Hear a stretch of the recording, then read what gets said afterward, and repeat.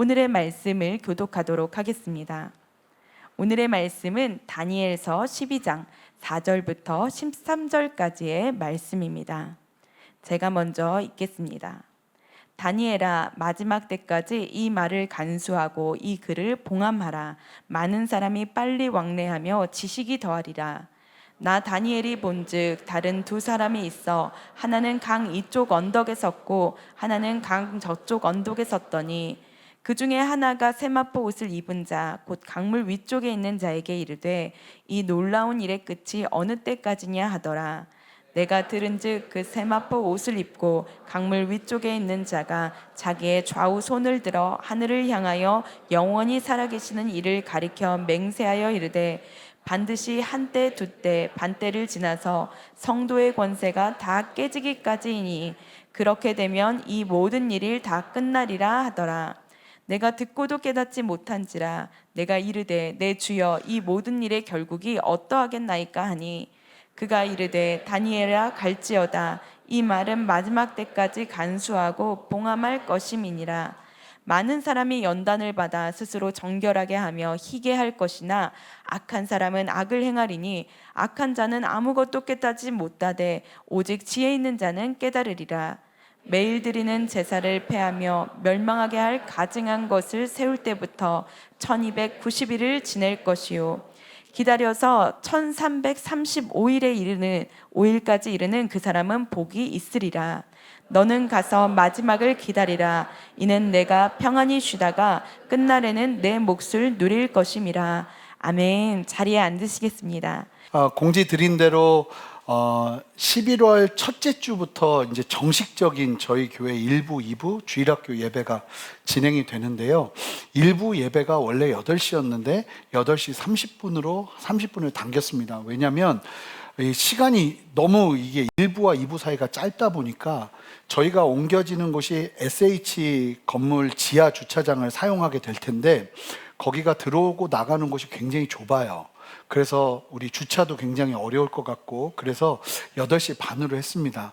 그 8시 반이 너무 힘들어 하시는 것 같으면 8시로 바꾸려고 합니다. 그래서 그냥 8시 반으로 감사하면서 우리가 예배 잘 했으면 좋겠고 또 11시 예배를 바꾸기에는 너무 늦는 거예요. 그래서 주일학교 아이들도 같이 예배해야 되다 보니까 8시 반, 11시 나중에 만약에 우리 교회가 부흥하면 2시 예배를 한 번 더 할 계획은 가지고 있습니다. 그래서 예배가 좀 풍성하게 진행될 수 있도록 기도해 주시고 저희가 11월 첫째 주에 부흥 집회를 갔습니다. 저희 교회 순전한 교회 첫 부흥 집회입니다. 여기서는 부흥 집회를 할 수가 없었어요. 그래서 저희가 이제 부흥 집회를 하는데 정말 좋은 강사님, 제가 너무 모시고 싶은 강사님들만 모셨어요. 그래서 규장 여진구 대표님, 그리고 우리 고성준 목사님, 하나교회 고성준 목사님도 너무 귀하신데 저는 개인적으로 제 20대 때 가장 도전받고 가장 꼬꾸라졌던 말씀이 누구로부터 선포된 말씀이냐 하면 이 둘째 날 오시는 김용희 선교사님이에요. 이 순회 선교단은 들어가려면 은행 계좌를 0을 만들어야 돼요. 제가 훈련 받는데 제가 간사로 있을 때 학생이 들어오셨는데 조선일보 기자 부부였어요. 순회 선교단에 들어가려고 중학생, 고등학생 자녀가 있었는데 은행 계좌를 0을 만들고 들어오셨어요. 눈으로 처음 봤어요, 그런 사람. 그러지 않으면 못 들어가요. 그러고서 헌신을 하는데 그분은 자녀들, 김용희 선교사님은 자녀들을 낳으면 애들이 대학 갈 때 대학을 안 보내고 선교지로 보내버려요. 그런데 선교지로 보내기 전에 훈련을 받아야 된다고 그 첫째 딸 이내자매라고 전 지금도 기억하는데 그 자매가 와서 삶을 나누는데 아버지가 너무 헌신을 해서 고생 7살인가 6살 때 옆집 장독대에서 김치 꺼내 먹다 잡혔대요. 너무 배고프니까 교복을 한번 제대로 이게 받아본 적이 없고 그런 삶을 얘기하고 다 눈물바다가 됐단 말입니다. 근데 이제 그분이 아버지가 강의하러 오실 때가 됐었어요. 너무 궁금했어요. 과연 어떤 말씀을 전하실까? 딸이 저 지경이 됐는데 이제 그런 생각이 있었는데 지금도 기억나요. 선교사님이 예수님 얘기하는 거예요. 하나님이 아들 예수를 이 땅에 보내셔서 십자가에서 죽고 우리를 살리신 그 사랑 생각하면 나의 걸음은 아무것도 아니라고 이야기하는데 그 딸 이내자매가 뭐 펑펑 울더라고요. 펑펑 울더라고요. 우리도 다 울고.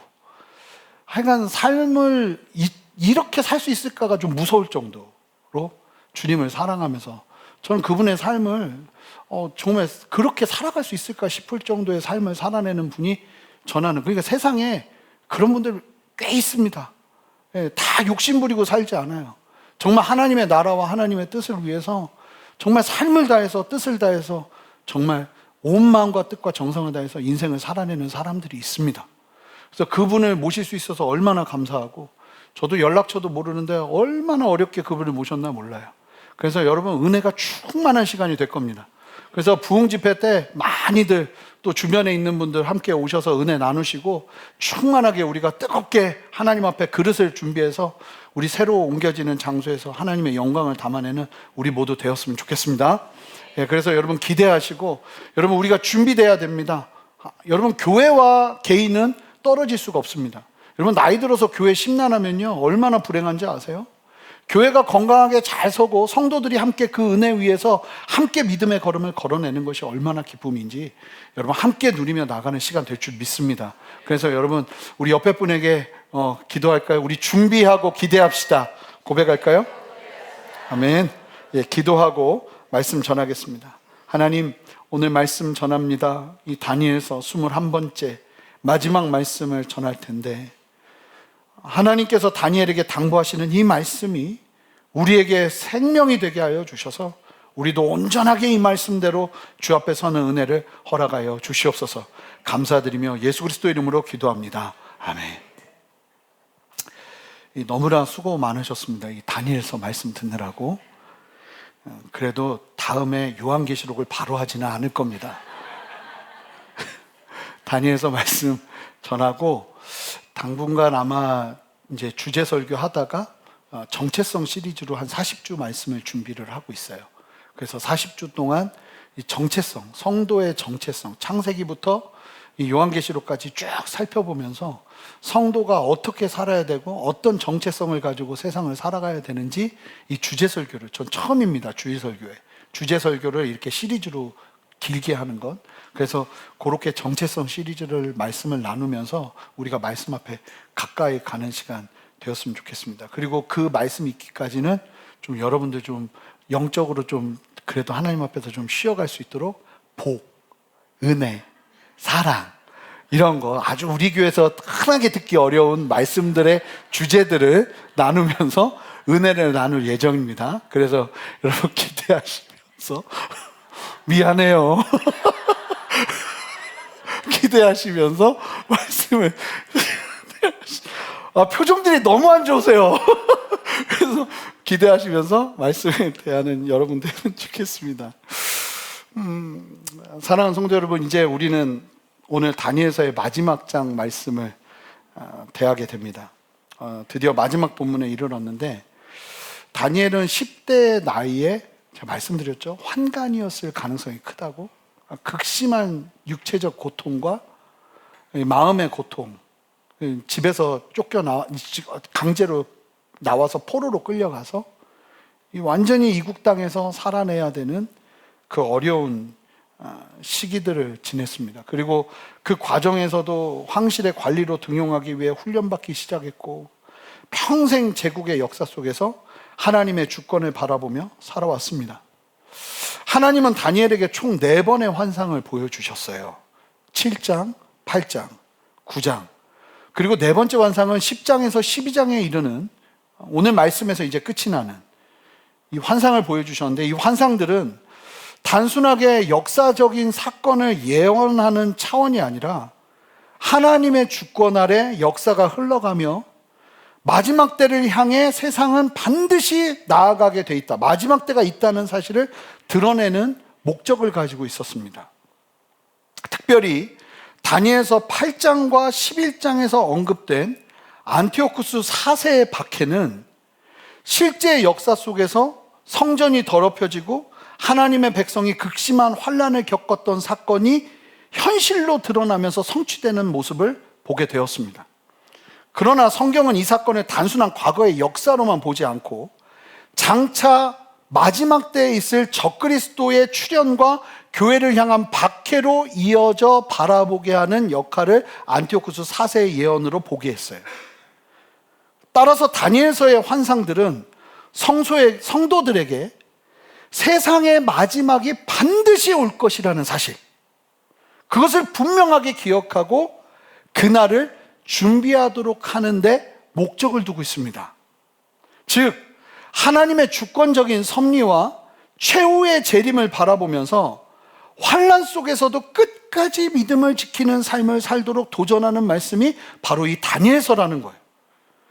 그리고 오늘 본문은 지금까지 있어 왔던 환상과 계시의 결론이자 다니엘의 믿음의 여정을 마무리하는 말씀입니다.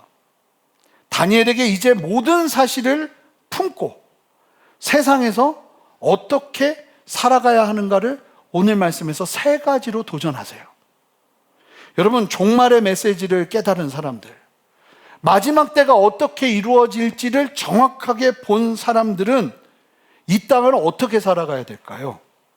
세상 등지고 산에 올라가서 기도원 짓고 살아야 하는 걸까요? 아닙니다. 오늘 이 부분에 대해서 너무나도 명확하고 분명한 답, 마지막 최후 심판을 바라보며 분명한 믿음을 가지고 살아가는 성도들은 이 땅을 어떻게 살아야 하는가, 그 부분에 대한 너무나도 명확하고 분명한 답을 3가지로 제시해 주고 있습니다. 먼저 함께 4절 말씀을 읽겠습니다. 4절 말씀 읽을 텐데 전 지금까지 이 4절을 엉터리로 해석해서 전했습니다. 이제 그 부분을 이야기할 거예요. 여러분, 이 말씀을 몇 번이고 제가 인용을 했었습니다. 자, 한번 읽어볼까요? 4절 말씀 읽어보겠습니다. 다니엘아, 마지막 때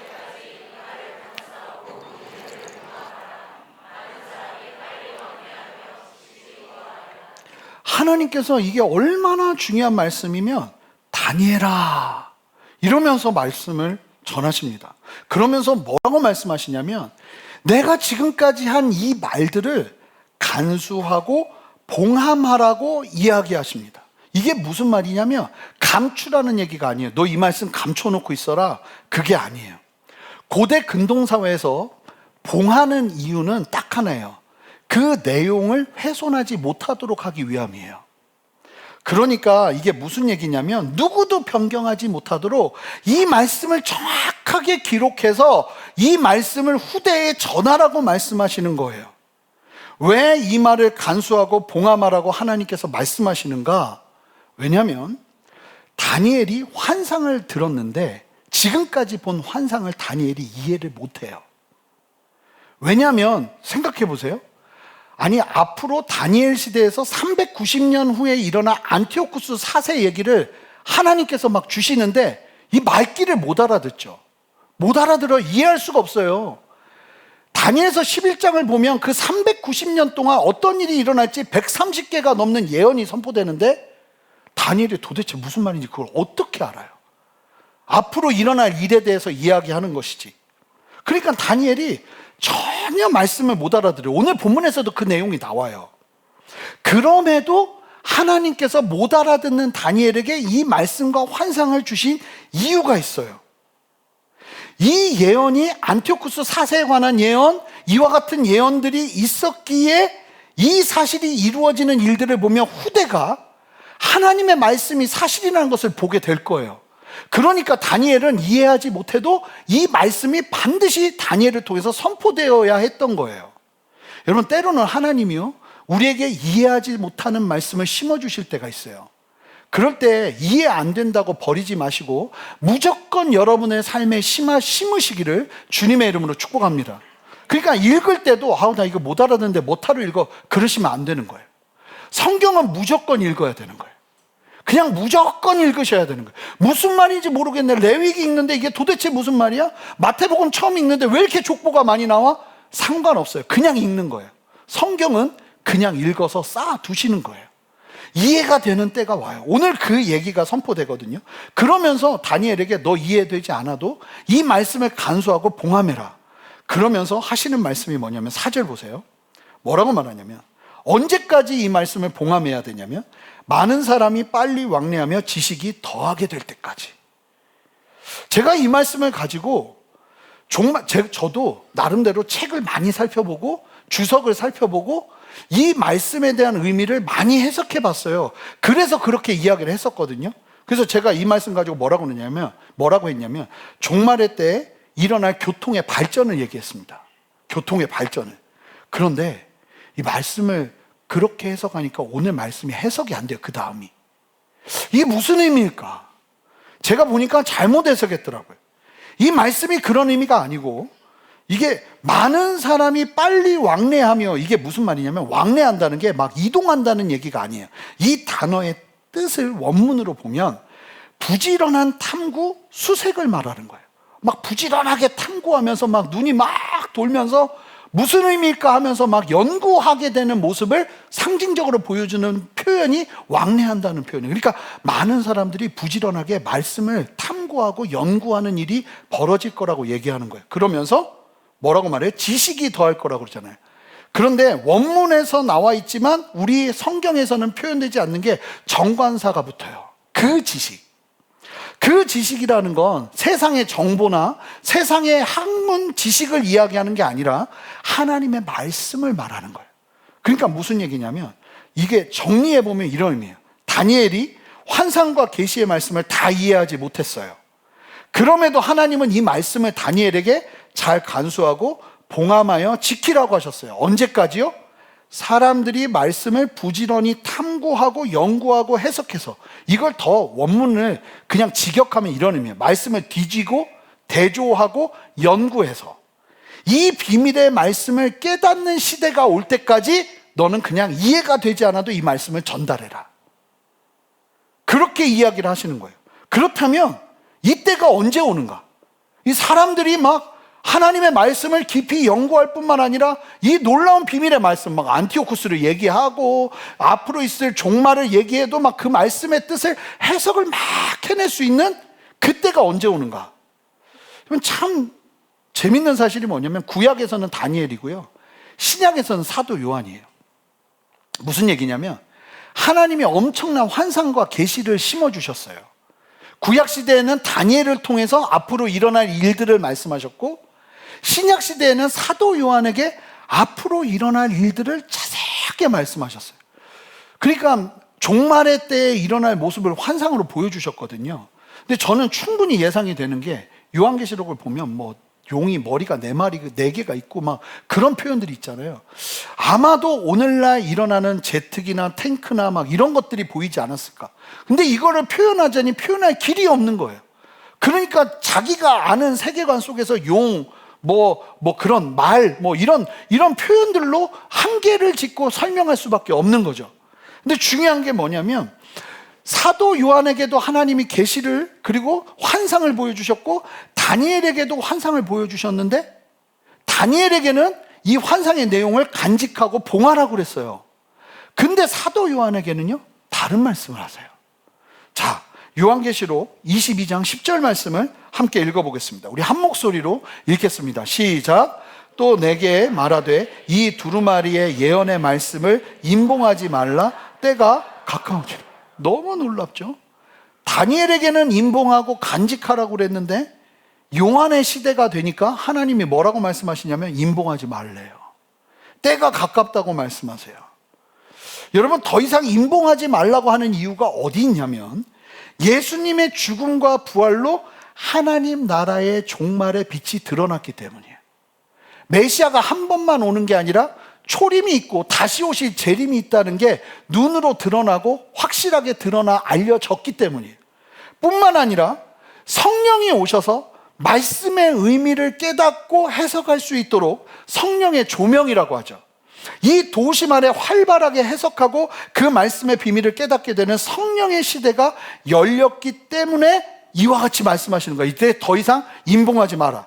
즉 다니엘에게서 봉인되었던 말씀은 예수 그리스도를 통해서 열리기 시작한 거예요. 그래서 이미와 아직 시대를 사는 우리 교회와 성도들은 열린 성령 하나님의 계시를 통해서 주님의 재림과 최종적으로 임할 하나님의 나라를 온전하게 바라보며 깨어 준비할 수 있는 길이 열렸음을 말해주고 있는 거예요. 그래서 하나님은 다니엘에게 말씀의 씨앗을 보관하게 하셨고요.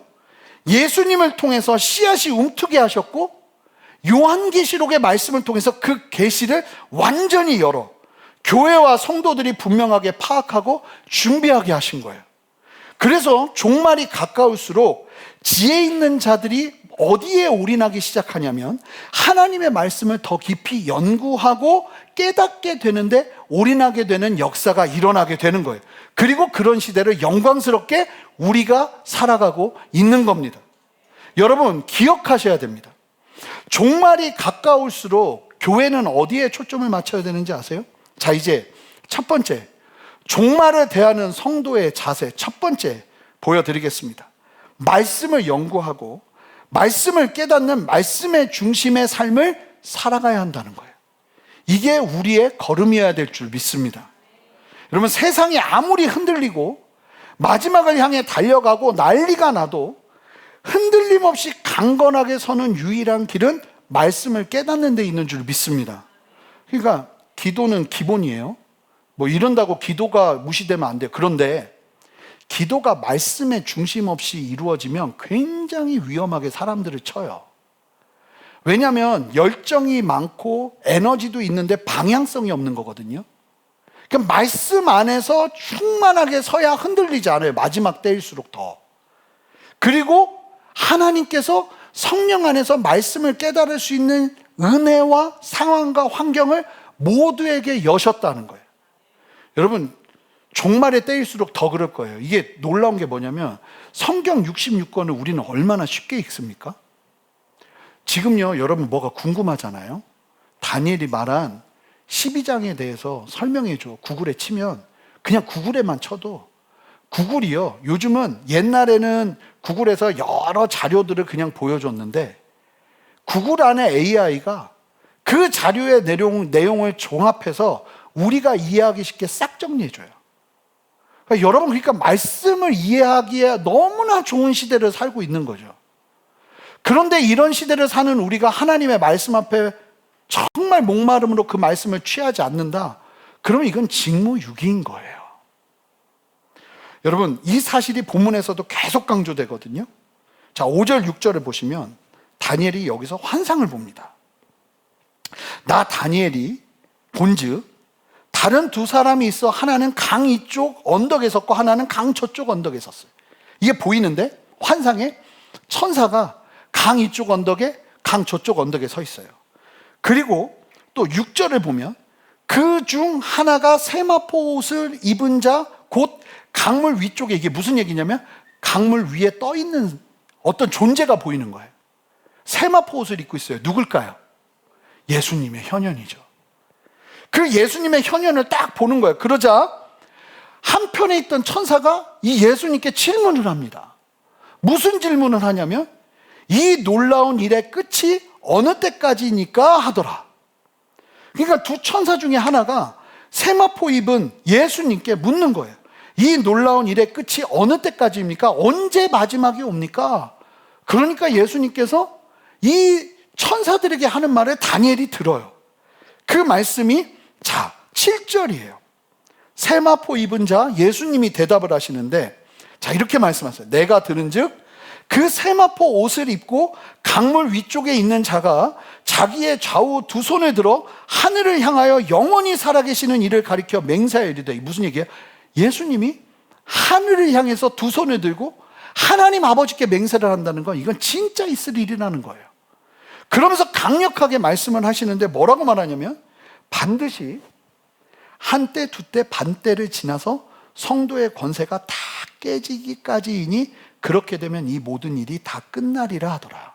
이게 무슨 얘기냐면 적그리스도의 핍박이 있기 시작하고 한때 두때 반 3년 반을 얘기하는 거예요. 3년 반의 시간 동안에 극심한 핍박을 받을 때 어떤 일이 벌어지냐면 성도의 권세가 다 무너진대요. 그러니까 성도들이 힘을 다 잃게 되는 상황이 온다는 거예요.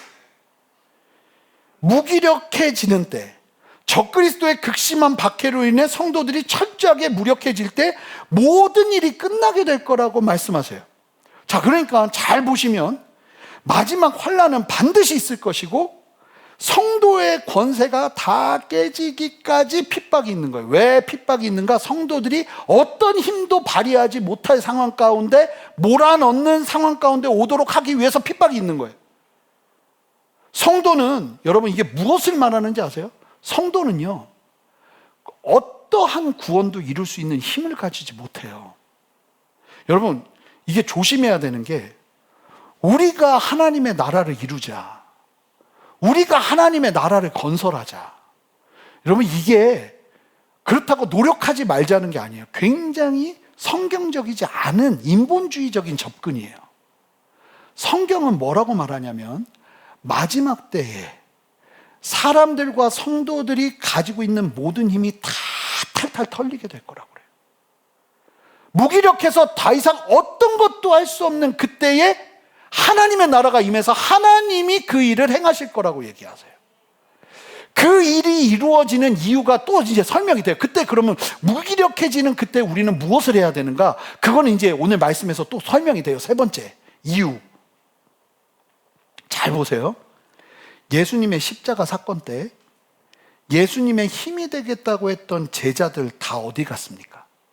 도망갔죠. 다 실패했어요.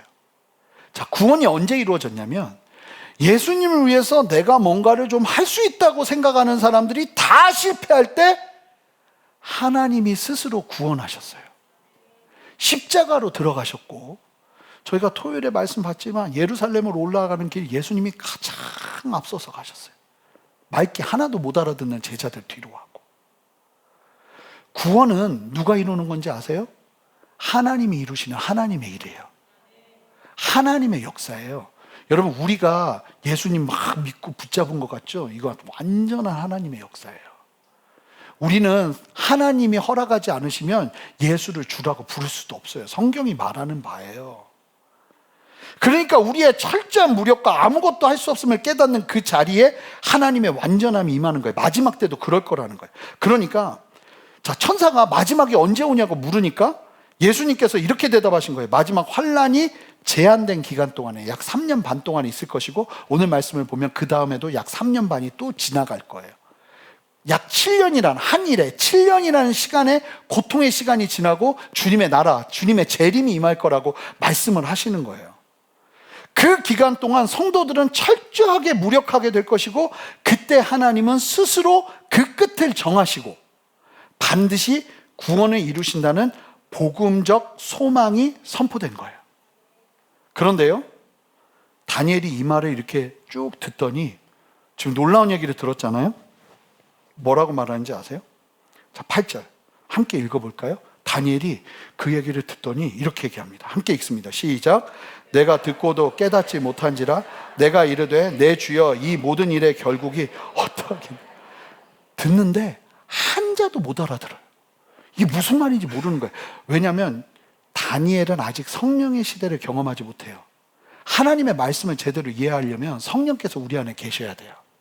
여러분, 우리가 다니엘이 아무리 똑똑하다고 해도 우리가 다니엘보다 우위에 있는 시대를 살고 있는 거예요.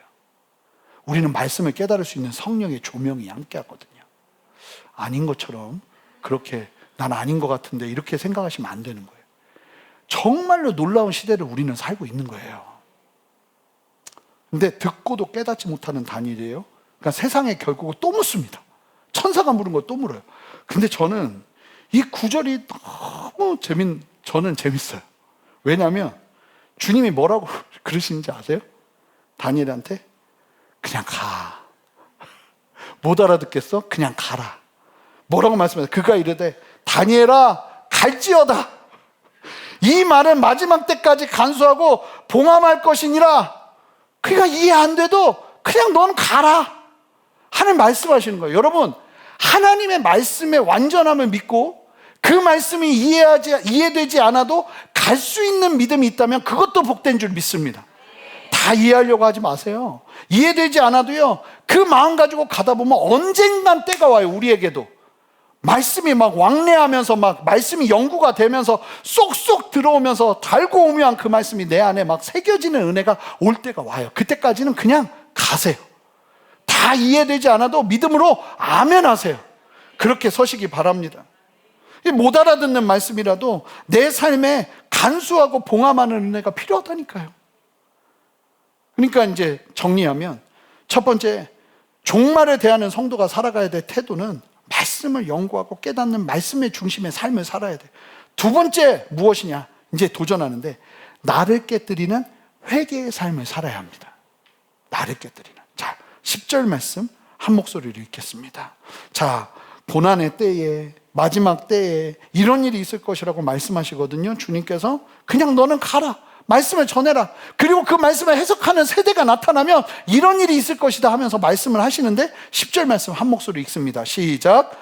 많은 사람이 연단을 받아 스스로 정결하게 하며 희게할 것이나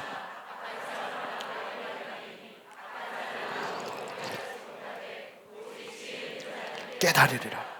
마지막 때에 극심한 환란이 적그리스도를 통해서 왜 일어나는지 아세요? 이 환란이요, 성도들에게는 연단의 시간이 될 거예요. 그래서 그 시간 속에서 성도들이 참 신기하게 정결해지고 희게 되는 정결과 거룩과 분별의 역사가 일어나게 될 거예요. 근데 반대로 악한 자는 세상은 아무것도 깨닫지 못하고 마치 이 땅이 영원할 것처럼 여기면서 한 자도 깨닫지 못하는 걸음을 걸어내겠지만, 자, 그렇게 연단받고 하나님 앞에 회개하며 나아가는 사람들, 그 사람들을 뭐라고 말하냐면 지혜 있는 자라고 말해요. 오직 지혜 있는 자는 뭐 한대요? 깨달을 것이라고 얘기해요. 그러니까 여러분, 말씀 연구, 말씀을 묵상하고 말씀을 붙잡는 삶에 내 삶을 드릴 뿐만 아니라 마지막 시대를 살아가는 성도들의 삶에서 계속 발견돼야 되는 게 뭐냐면 회개의 역사예요. 회개. 여러분, 이거는 당신 회개하시오라고 한다고 일어나는 일은 잘 안 돼요. 이건 여러분들이 스스로가 말씀을 깨닫고 여러분들이 취해야 돼요. 내가 회개의 자리로 가야겠구나. 만약에 어떤 어려움이 있거나 어떤 곤란함이 있으면 누가 시키지 않아도 나 스스로가 내가 하나님 앞에서 정결해야 될 부분이 있나? 내가 하나님 앞에서 정리해야 될 부분이 있나? 이러면서 가는 은혜가 필요해요. 제가 예화를 몇 번 들었을 거예요. 저랑 같이 사역하던 전도사님이 교통사고가 나서 병원에 입원했단 말입니다. 입원했는데 전도사인데도 흔들리더라고요. 입원을 했는데 같은 방을 이제 입원한 권사님이 계셨는데, 그 권사님이 기도 좀 하시더니 전도사님한테 뭐라고 그랬냐면, 전도사님이 왜 교통사고가 났는지 아냐고, 죄 때문이라고, 회개하라고 그런 거예요. 그랬더니 이 전도사님이 여기에 완전히 묶여버린 거예요. 그리고는 막 힘들어 하더라고요. 그래서 제가 그랬어요. 왜 힘들어하냐? 그 말에 왜 묶이냐? 하나님이 정말 회개해야 되면 너에게 말하겠지. 누가 그렇게 함부로 이야기하냐? 그 말을 듣지도 말고 깨닫지도. 그러니까 성도들이 얼마나 무례할 수 있는지 몰라요. 여러분, 옆에 사람에게 함부로 그런 얘기 하지 마세요. 그건 각자가 취해야 되는 거예요. 근데 이게 얼마나 중요하냐면요, 목회자도 이걸 잘 못해요. 제가요, 실제로 어떤 문제가 있는 목회자예요. 이거는 이 상황에서 깨달아야 돼요. 진짜 회개해야 되거든요. 이 상황에서 뭐가 문제일까? 무엇 때문에 이런 일이 일어날까? 그리고 내가 어떻게 개선해야 될까를 생각해야 되는 타이밍이었어요. 그런데 제 눈앞에서 그분이 하는 얘기를 듣고 깜짝 놀란 게 뭐냐면, 하나님은 나를 사랑하신다는 거예요. 사랑하시죠. 근데 뭐라고 말하냐면, 내가 뭔가를 잘못했다는 생각을 난 안 할 거라고. 하나님은 나를 사랑하시니까. 사실은 그 자리에서 내가 무엇이 문제고 내가 무엇을 회개해야 될지를 온전히 깨닫는다면 이분에게는 생명의 시간이 될 텐데, 여기서 회개를 하지 않고 갑자기 하나님이 나를 사랑한다는 걸 촥 취해버리니까 전혀 개선이 일어나지 않는 안타까운 상황이 그냥 펼쳐져 버리더라고요. 근데 잘 보면 이 상황에서, 아니 어떤 일이 일어났을 때 내가 무언가 문제가 있지 않을까? 하나님 앞에서 내가 회개해야 할 건 무언가를 붙잡는 게 우리의 가장 빠른 길이 돼야 될 줄 믿습니다. 그러니까 여러분, 우리 순전한 교회에서는 만약에 무슨 문제가 있으면 스스로 하나님, 내가 스스로 겸비하여 주님 앞에 엎드리는 은혜가 필요해요. 이렇게 나아가서 하나님 내가 무엇을 깨달아야 됩니까? 내가 무엇을 배워야 됩니까? 내가 어떻게 엎드려야 됩니까? 이걸 물어야지. 여기서 하나님은 날 사랑하시고 여기서 난 그냥 하나님 안에서 더 이상 힘든 거는 안 할래요. 이게 아니라는 거예요. 마지막 때의 성도들은 이유 없는 고난을 받는데도 그 이유 없는 고난 속에서도 뭘 한다는 거예요? 자기 스스로를 십자가 앞에 두고 정결하게 하고 희게 된다는 거예요. 아니, 내 잘못과 상관없이 시대가 나를 핍박하는데 그 핍박 속에서 성도들은 무기력해서 어떤 일도 하지 못하는데 성도들이 원망을 하는 게 아니라 실망을 하는 게 아니라 뭘 하냐면 회개를 하는 역사가 일어난다는 거예요. 저는 우리 순전한 교회가요, 이 걸음이요, 그런 걸음이기를 축복합니다. 우리는 반드시 그렇게 걸어야 돼요. 무슨 일이 일어나잖아요. 그러면 스스로 근데 그 대신 또 누가 얘기하지 마시고요. 당신 죄 때문이야. 당신 회개해야지. 이런 얘기는 하지 말고요. 서로 중보해줘요. 그게 보이면 중보해주세요. 함부로 얘기하지 말고. 그냥 스스로가 항상 깨어서 주님 앞에서 엎드리는 거예요. 그러면 내가 살아요. 회개는요, 후회가 없습니다.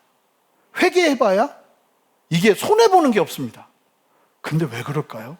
그렇게 회개를 안 하려고 그래요. 왜 그럴까요? 참 이게 우리의 죄성인 거예요. 아니, 여기서는 회개해야 되거든요. 하나님 앞에 엎드려야 되거든요. 근데 그걸 안 해요. 그리고는 하나님이 나를 사랑하신다고 생각하고 여기서 끝내버려요. 이게 건강한 성도의 모습이 아니라는 거예요. 마지막 시대가 오면 올수록 성도들은 무엇을 하느냐? 무슨 일이 벌어지면 그 안에서, 아니 억울한 일이 벌어져도 그 안에서 뭘 하냐면 내가 하나님 앞에서 돌이켜야 될 게 무엇인지를 깨닫고 더 희어지는 역사가 일어나게 된다는 거죠. 이 손가락 이렇게 가르치지 마시라니까요. 세계는 나를 가르친다니까요. 그냥 다 하나님 앞에 내가 죄인임을 깨닫고 엎드리는 계기로 만든다면 교회와 가정과 세상은 분명한 하나님의 역사를 경험하게 될 겁니다. 고난을, 참 놀라운 게 뭐냐면 고난을 연단의 시간으로 바꾸시길 바랍니다. 쉽지는 않지만 여러분, 고난이 올 때 나를 연단하는 계기로 만들어버리는 거예요. 스스로 정결케 되는 거죠. 마지막으로 종말에 대하는 성도가 살아가야 될 삶의 태도, 첫 번째 말씀 앞에 머무는 삶, 두 번째 나를 깨뜨리는 회개하는 삶, 세 번째 끝까지 견디며 기다리는 믿음의 삶을 살아내라는 겁니다. 제가 여러 번 말씀드리지만 영성은 버티는 데서 옵니다. 저를 따라 외쳐볼까요? 영성은 버티는 힘이다. 버티면 영성이 있는 사람이에요. 포기하면 영성이 부족하다고 봐요. 분명히 믿음이 없으면 못 버텨요. 믿음이 있으면 견디고 버텨요. 자, 11절 12절 말씀을 보세요. 이렇게 주님이 말씀하세요. 매일 드리는 제사를 폐하며, 이게 적그리스도 때의 환난을 얘기하는 거예요. 멸망하게 할 가증한 것을 세울 때부터 극심한 환난이 몇 년간 있게 되냐면 1290일 동안 일어날 것이고, 기다려서 또 이어서 1335일이 이르기까지 이제 그런 시간이 올 거라는 거예요. 그리고 그 시간을 잘 견뎌내는 믿음의 사람은 뭐라고 그래요? 뭐가 있대요? 복이 있으리라. 이 적그리스도의 박해가 시작되면 하나님께서 이야기하시는 게 뭐냐면 1290일 동안 극심한 박해가 있게 될 거다. 근데 이 1290일이 3년 반이 1260일이거든요. 보여주시면 여기에서 30일을 더한 거예요. 그리고 그 극심한 박해가 지나고 나면 1335일이 있을 것인데 이게 또 3년 반에서 75일이 더한 거예요. 그러니까 약 7년 동안 이와 같은 일이 일어날 것이고, 이때 성도들이 끝까지 버틸 때 뭐라고 말하냐면 복이 있다고 말씀하신다는 거예요. 그러니까 한 일의 말씀, 한 일의 우리 말씀 들었잖아요. 70일의 중에 마지막 한 일의 7년 대환란, 그게 예언이 돼 있고 그 예언이 다시 한번 확인이 되는, 정확한 날짜로 계산돼서 확인이 되는 걸 볼 수 있죠. 그래서 사실 이걸 가지고 종말론자들 중에 3년 반을 나눠서 7년 대환란을 나눠서 이야기하는 사람들도 있어요. 근데 저는 이 해석은 조금 위험하다고 봐요. 근데 하여간 7년 대환란이라는 시간을 갖게 되는 그 근거가 되는 말씀이 이 다니엘서 말씀이거든요. 근데 오늘 말씀에서 본다면 저는 확신하는 게 뭐냐면, 그럼 어떤 사람들이 끝까지 이렇게 버틸 수 있는가? 앞에 말씀에서 이야기하는 말씀대로 살아내는 사람들이에요. 첫 번째, 마지막을 향해 계시된 하나님의 말씀, 성경의 진리를 부지런히 살펴서 온전하게 해석하고 그 의미를 깨달아 삶에 심은 사람. 그리고 고난과 어려움 속에서 언제나 회개의 자리를 찾고 하나님 앞에 자기 스스로를 깨뜨리며 하나님 앞에서 휘어지는 사람, 예수님 닮아가는 사람. 지난주에 우리가 말씀을 들었던 것처럼 예수님을 닮아가는 사람, 이 사람들이 버텨낸다는 거예요. 오늘 본문의 마지막 말씀을 보세요. 자, 13절 말씀 함께 한 목소리로 읽겠습니다. 함께 읽겠습니다. 시작. 이는 내가 평안히 쉬다가 끝날에는 내 몫을 누릴 것입니다. 다니엘은 80이 훨씬 넘긴 나이였단 말입니다. 이때 그의 인생에 얼마나 많은 환난과 어려움이 있었습니까? 그런데 다니엘에게 말씀하세요. 끝까지 믿음을 지킨 다니엘에게 마지막 상급이 기다리고 있다는 거예요. 전 이 하나님의 격려와 말씀을 제 삶 속에서 직접 듣고 싶어요. 태재야, 조금만 더 견뎌라. 조금만 더 인내해라. 마지막 상급이 너를 기다리고 있다. 그 말을 듣는 삶을 살아야지 우리가 마치 이 땅이 영원할 것처럼 내 마음대로 내가 주인 돼서 살아낼 수 없다는 거예요. 여러분, 다니엘서를 보세요. 다니엘서는 세 가지를 강력하게 얘기했습니다. 첫 번째, 그 수많은 나라들과 제국은 흥하고 망하지만 하나님의 나라는 영원하다. 여러분 믿으십니까? 여러분, 지금 전 세계가 난립니다. 유럽은 진짜 체제가 흔들릴 정도로 극심한 혼란 중에 있고, 정말 어디를 붙잡아야 될지, 정세가 얼마나 복잡하고 혼란스럽습니까? 여러분, 그러나 이런 시대 속에서 우리가 정신 똑바로 차리고 다니엘이 말하는 바를 온전히 믿음으로 취하며 나가는 은혜가 필요해요. 중요한 건 하나님 나라예요. 이 땅의 나라들은 일어나고 없어지기도 하겠지만 하나님의 나라는 영원할 거예요. 그리고 잘 보세요. 다니엘서 하나님의 백성들을 하나님이 어떻게 지키시는지. 사자굴에서도 풀무불에서도 채소만 먹고 육식을 먹는 사람들을 상대해야 되는 그 어려운 환경 속에서도 하나님이 하나님의 백성들을 얼마나 놀랍게 이끄시는지를 보세요. 하나님은요, 물론 우리의 힘이 연약해질 수 있어요. 그러나 그럼에도 불구하고 우리가 믿음을 가지고 온전하게 설 때 우리를 끝까지 지키실 줄 믿습니다. 여러분, 그 믿음이 있으셔야 돼요. 그리고 마지막 오늘 말씀에서 도전하는 마지막 뭡니까? 지혜 있는 자는 말씀을 깨닫고 끝까지 믿음을 지킨다. 사랑하는 성도 여러분, 우리는 다니엘과 같은 시대를 살아가고 있습니다. 아니, 그거보다 더한 시대를 살아가고 있습니다. 세상은 흔들리고 가치관은 무너지고 있고요. 도대체 뭐가 맞는지도 모르겠는 세상을 각자가 맞다고 이야기하는 것을 옳다 하며 살아내는 시대를 살고 있습니다. 믿음을 조롱하는 목소리는 더욱더 커질 겁니다. 그러나 오늘 말씀은 우리에게 이렇게 도전합니다. 첫 번째, 말씀을 붙잡으십시오. 마지막 때의 지혜는 말씀에만 있는 줄 믿습니다. 여러분, 그러니까요, 한 사람도 여기에서 제외되는 사람이 없어야 돼요. 성령이 우리 안에 거하시잖아요. 그럼 말씀을 읽다가 맞다 그냥 막 무릎을 치면서 맞다 이런 말씀이 있구나 하면서 이 말씀이 나의 지혜가 되어서 나의 길이 되는 은혜를 반드시 누리셔야 돼요. 이게 저절로 되는 게 아니에요. 제가 며칠 전에 제 딸이 저도 못 찾았던 제 고등학교 때 큐티 노트를 발견한 거예요. 그래가지고 2권을 갖고 왔어요. 그러면서 제 앞에서 그 노트를 읽기 시작하는데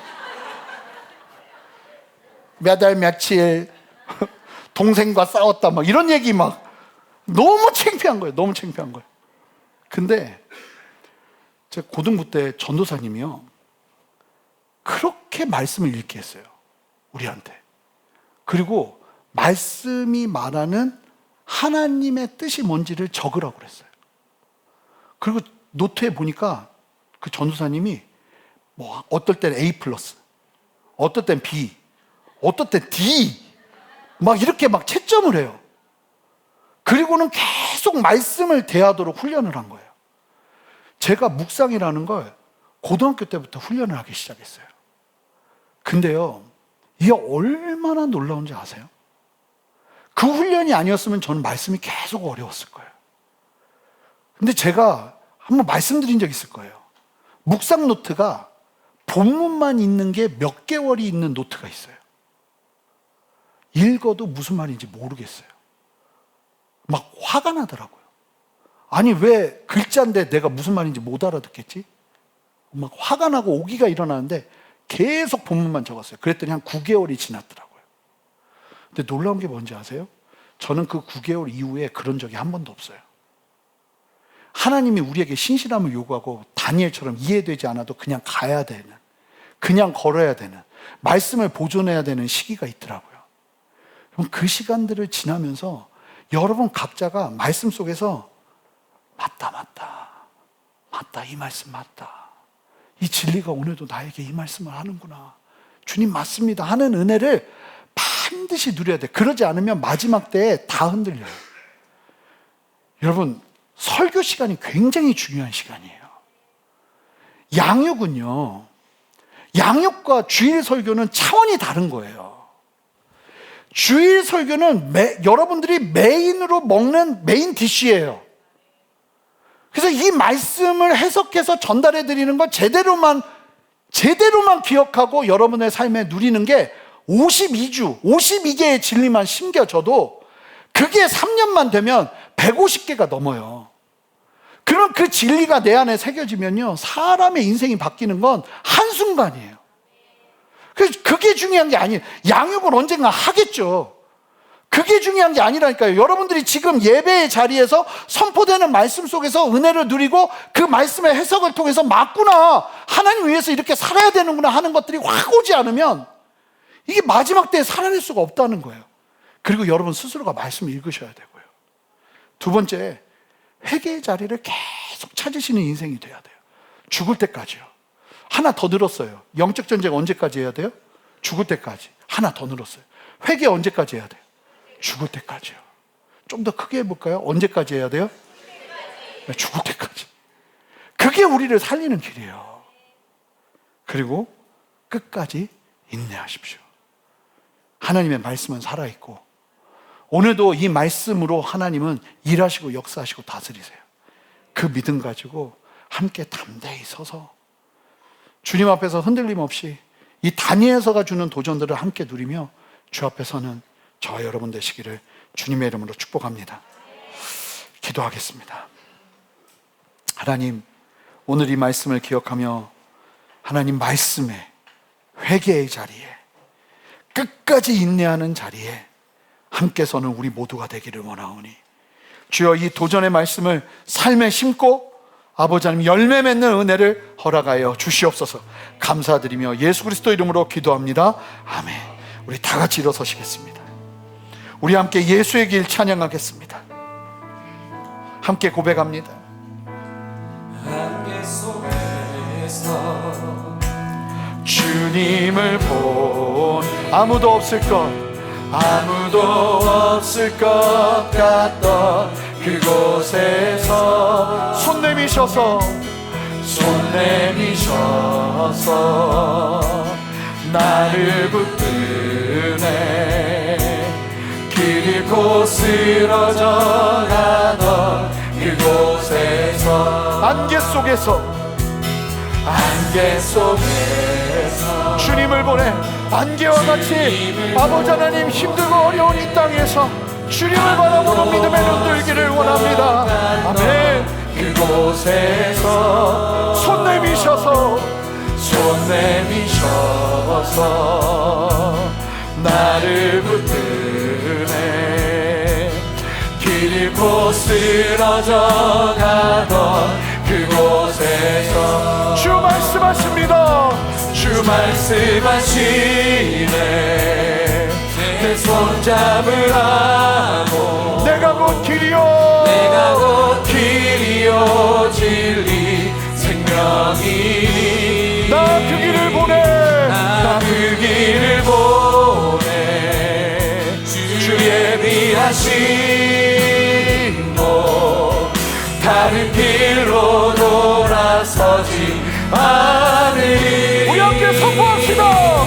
예수의 길 그 좁은 길 좁은 길 나는 건네 주 손잡고 그 무엇도 그 무엇도 두렵지 않네 주님 주신 약속 내게 있으니 선포합시다. 세상의 길 세상의 길 그 험한 길 그 험한 길 승리하네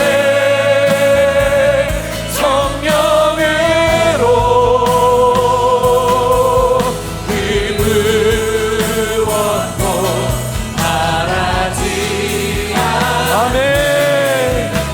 저 하늘에 내 소망 있으니 다시 한번 선포합니다. 안개 속에서 안개 속에서 주님을 보내 아무도 없을 것 같던 그곳에서 손 내미셔서 손 내미셔서 나를 붙드네 길 길 잃고 쓰러져 가던 그곳에서 함께 선포합니다. 주 말씀 주 말씀하신 주님이 여러분들에게 내 말씀하십니다.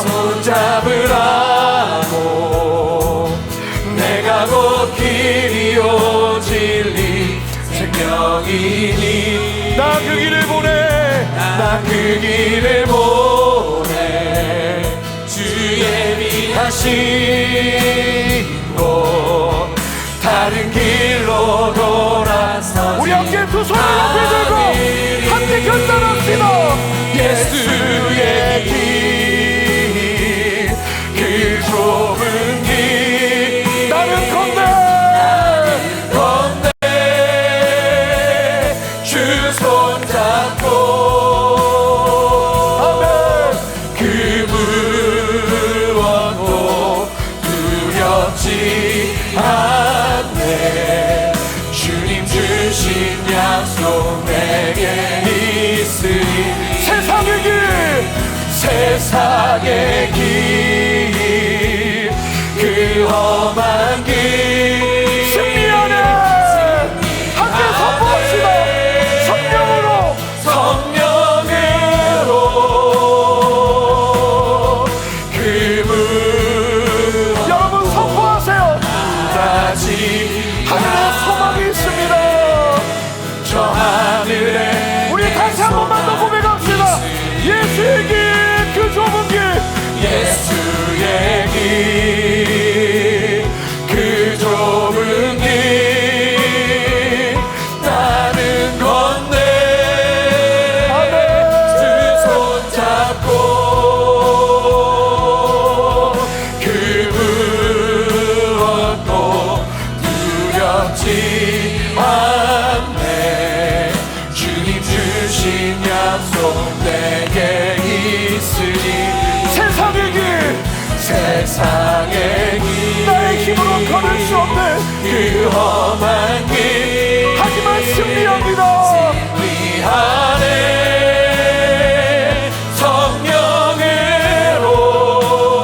성령으로 그 무엇도 바라지 않네 저 하늘에 내 소망 있으니 주님은 다시 오실 것이고 세상의 마지막은 반드시 임할 것인데 하나님 오늘 제 안에 다른 무엇보다 말씀 앞에 분명히 서는 은혜를 누리기를 원합니다.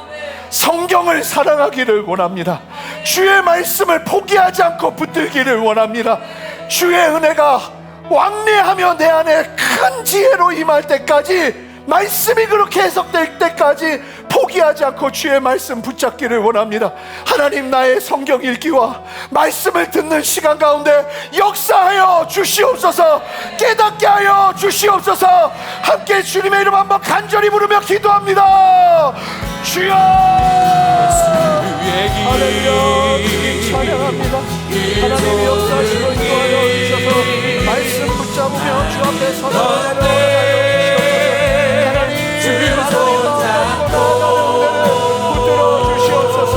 성령의 우리를 깨워주시고 말씀 앞에 담대히 서는, 말씀 앞에 두려움없이 서는 그 은혜를 우리에게 허락하여 주시옵소서. 성령이여 도전하여 주시고 아버지의 뜻 가운데 온전하게 서게 하여 주시고 주님 사랑하는 마음 가지고 서는 은혜를 허락하여 주시옵소서. 하나님, 내가 주님 앞에 선지하게 엎드리기를 원합니다. 하나님, 주님 앞에 날마다 하나님의 말씀을 듣기를 원합니다. 주여 역사하여 주시옵소서. 주여 깨닫게 하여 주시옵소서. 주여 경험하게 하여 주시옵소서. 할렐루야. 주님 역사하시는 주님을 찬양합니다. 아멘. 여러분, 특별히 여러분들 안에 있는 죄악을 회개할 뿐만 아니라 여러분, 회개가 가장 익숙한 나의 걸음이 돼야 돼요. 하나님, 내가 주 앞에 엎드리는 것이 가장 익숙한, 누구에게 원망하고 비난하고 비판하고 사람들에게 책임을 전가하는 그 시간을 회개의 시간으로 바꾸는 은혜가 내 안에 일어나기를 원합니다. 주여 역사하여 주셔서 회개의 영성을 회복시켜 주시옵소서.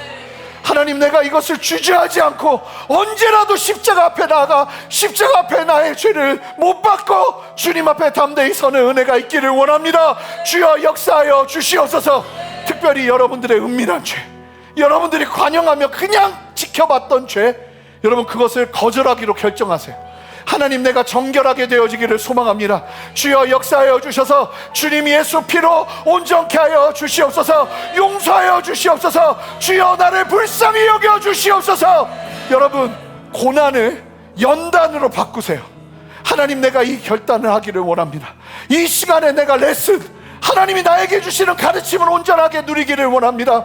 하나님, 바꿔 주시옵소서. 변화시켜 주시옵소서. 새롭게 하여 주시옵소서. 그 은혜가 필요한 분들마다 믿음의 두 손을 높이 드세요. 하나님, 정결케 하여 주시옵소서. 새롭게 하여 주시옵소서. 은혜의 강물이 다시 흐르기를 원하오니 막힌 영역이 뚫어지게 하여 주시옵소서. 함께 주님의 이름 간절히 부르며 기도합니다. 주여. 하나님 역사하시는 주님을 찬양합니다. 하나님 은혜 베푸시고 함께하여 주셔서 하나님 바라보며 주님의 뜻 가운데 이분을 담대히 서는 은혜를 허락하여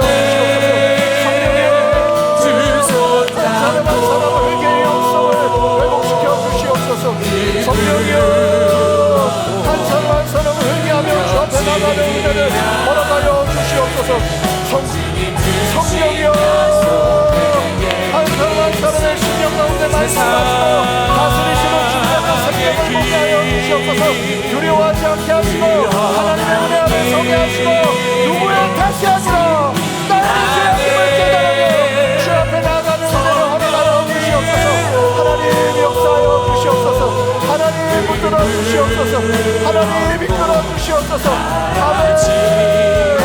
아멘. 주여 역사하여 주시옵소서. 이 시간 새 마음을 부어주시기를 원합니다. 죄악이 떠나가게 하시고 하나님 앞에 참되게 일어나게 하시고 하나님의 마음으로 나아가는 은혜를 허락하여 주시옵소서. 할렐루야. 할렐루야. 여러분, 마지막으로 기도할 텐데 우리 순전한 교회가 그러한 걸음을 걸어낼 수 있도록 말씀이 살아있는 교회, 모이면 회개하는 교회, 모이면 주님의 뜻을 따라 순종하는 교회, 아버지 이 십자가의 걸음 절대로 타협하지 않고 걸어낼 수 있도록 역사하여 주시옵소서. 여러분, 특별히 목회자들을 위해, 저를 위해서 기도해 주셔야 돼요. 여러분, 이 자리는요 엄청난 영적 전쟁이 있어요. 실제로요, 끊임없이 내 안에 파고드는 수많은 영적인 공격들이 있습니다. 여러분, 기도가 없이는 걸어낼 수, 여러분 목회자 하나 무너지면 교회는 끝나는 거예요. 그냥 교회는 무너져 버리는 거예요. 여러분, 우리가 모두가 깨어서 마지막 때에 주님의 뜻을 이루는 믿음의 걸음을 담대히 걸어나가야 될 줄 믿습니다. 하나님, 우리 모두 하나 되게 하시고 하나님의 마음으로 그릇을 준비하게 하시고 하나님 말씀이 살아있는 교회, 하나님의 뜻이 선포되는 교회, 모이면 회개하는 교회, 하나님의 진리 안에 새로워지는 은혜와 역사를 이곳 가운데 허락하여 주시옵소서. 하나님의 역사를 허락하여 주시옵소서. 은혜를 부어 주시옵소서. 마지막 때의 은혜를 담는 그릇으로 우리를 준비시켜 주시옵소서. 다 같이 두 손을 들고 주님의 이름 한번 부르며 기도합니다. 주여. 아멘.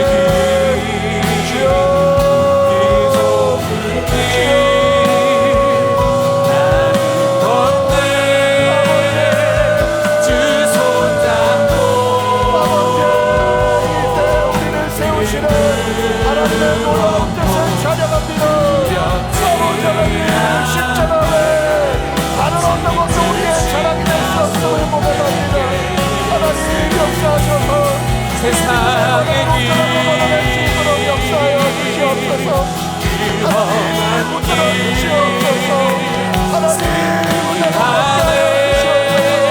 하나님의 뜻을 보게 하시고 하나님 주님을 의지하시고 귀한 믿음을 허락하여 주시옵소서. 저 하늘에 내 소망 예수의 길